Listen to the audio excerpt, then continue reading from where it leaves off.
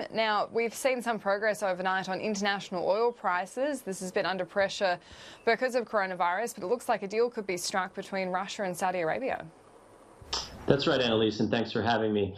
Just a reminder, there's two separate drivers here in the oil pricing war. Of course, the first step was the reduction in demand globally, which is now up to almost 30% of previous demand levels, driving prices down. So just last month, Russia and Saudi Arabia and the OPEC countries came together, and they said that they were going to try to stabilize prices by increasing production. Russia said they wouldn't decrease in production. So Russia wouldn't do that. So they started increasing production. Saudi did too. And so it was actually a separate issue driven originally by coronavirus that got us here. One of the targets of this issue was the U.S. shale industry. Over the last couple of years, the U.S. has increased its production and has been able to be one of the actual largest producer of oil in the world. Well, just last week, the first casualty of this came in. It was Whiting Petroleum went bankrupt, which is a U.S. shale producer. And so you know that Russia is eyeing that market share. And so even though yesterday there was some progress, I think it was about 4 to total of 6 million barrels per day that Russia and Saudi Arabia agreed to cut, it is nowhere near close to the actual reduction in demand that is caused by coronavirus. So now what we have is continued production that's filling up oil storage all over the world that isn't being used. So the question in the coming weeks, will the actual oil be able to go into reduced to a level that actually stabilizes the price and allows the U.S. to stay in business, the U.S. producers to stay in business, or we just continue to fill pretty much every container of oil in the world as we're not using it. So that's what we're going to try to see in the coming weeks if there's any more talks on this. And eyes are also on Afghanistan. They've begun their talks between the government and the Taliban. What's the progress there?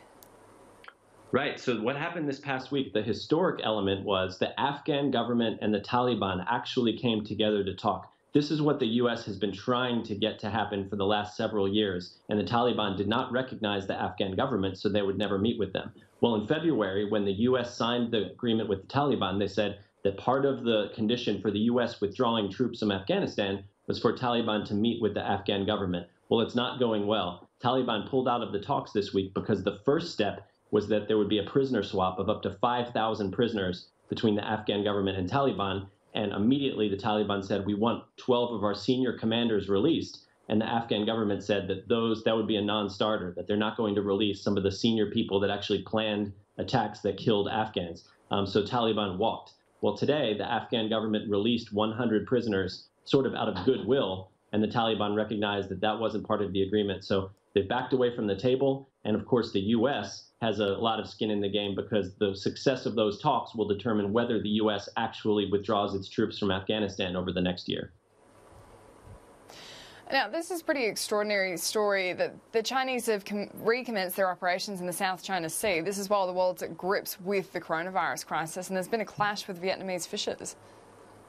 Right, Annalise. So one of the themes of our last couple of conversations has been countries are going to continue to try to improve their position internationally, even during the coronavirus. They're just going to try to do it without it looking like they're doing it because, of course, it looks bad to be trying to gain a position amidst a pandemic like this. But China is definitely doing it. They've increased the number of exercises, military exercises that they've had over the past week, and they've publicized that. And then one of their disputed island chains, the Paracel Islands, that they dispute with Vietnam, a Chinese vessel had a collision with a Vietnamese vessel and, of course, a Vietnamese fishing boat. Fortunately, all of the crew on the fishing boat were saved or rescued by the Chinese Coast Guard ship. But that's an example of the types of things that are going to happen. And remember, China, operating in the South China Sea, they only have to go out for 10 days or 2 weeks at a time and then can come back in. And if anybody has coronavirus, they can just take them off the ship.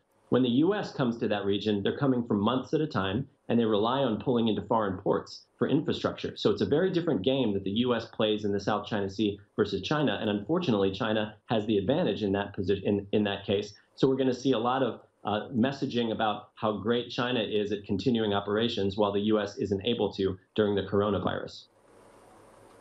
And this is a time when the Chinese have been pushing to increase their influence around the South China Sea, around the South Pacific. We've seen just the extent of the soft power there, how much money they've spent on infrastructure. But surely in the grip of coronavirus, there's going to be a lot of goodwill lost with China, with the mishandling of it there, with the lack of information that they've shared globally, which would have helped other countries tackle it, and also how badly it's going to impact those poorer countries in those regions that don't have access to healthcare.